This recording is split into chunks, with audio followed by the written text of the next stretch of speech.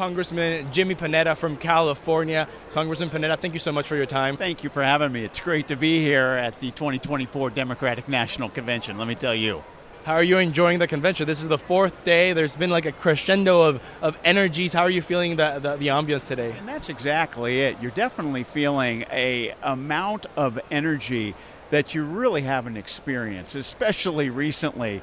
But once we knew that Kamala Harris was our nominee and is going to be the next president of the United States, you can kind of walk on the energy. As the best analogy that I've heard is someone basically opened up the windows and this huge amount of fresh air just came in. And it's a fresh air, a wind that we're going to be riding all the way through November.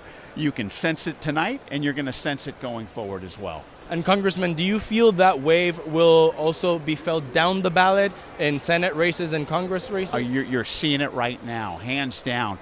In members that I've talked to in those tough purple districts, to be frank, they were worried. And I think you understood that when basically you saw President Joe Biden make the right decision and step down, you not only felt it at the presidential level, you felt it at the congressional level, you felt it at the Senate level. So you're going to see the down ballot races pick up a lot of momentum, especially these next couple days, 70 days, 75 days right now. So we're feeling pretty confident. But look, as they've been saying throughout this convention, and as we know, you can never count your chickens before they're hatched. We cannot take anything for granted. As happy and the momentum that we're going to ride after tonight, we got to make sure we ride it all the way through the finish line. As Coach Wall said, you got to go through the finish line. You got to go through the ticker tape. You got to play all the way till the very end and then some. And that's basically the attitude that I believe Democrats are going to have going into it. We've learned our lesson from 2016, especially now against the ex-president. We got to realize we can't underestimate him. We can't underestimate his voters. So we got to make sure we get our voters out there. We got to make sure we get independents out there. And that's been the theme throughout this convention is do something. Not just vote, but get people signed up to vote. Get people registered, get them ready to vote, and what's their plan to vote. And that's how we're going to win.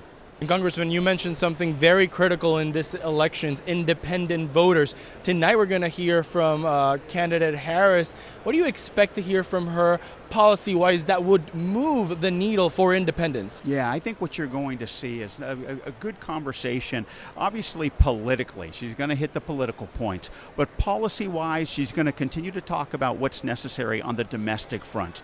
The earned income tax credit, the child tax credit, making sure there's affordable housing. And then you're going to, hopefully she'll talk about foreign policy and that we're going to continue to support our partners in Ukraine and make sure that we continue to be the world leader because we want an order in the world. And so I believe basically, she's going to hit the right points, obviously political, continue to ride the momentum, but she does have to provide some serious policy points going forward, not just tonight, but going forward as well, because I think that's what independent people want to hear. They do want to show that she's tough on the border, which I think she's going to talk about, but then she's also got to talk about the inflation, how people are feeling about the prices, and what steps, as she has been doing, but what steps we're going to continue to take going forward so that we can reduce inflation. Even though it's coming down, we got to make sure people are feeling it at the stores. And so that's what she's tried to hit on with her recent policy speeches, and hopefully she'll be doing this tonight. But what you're going to see is obviously a ride of the political wave,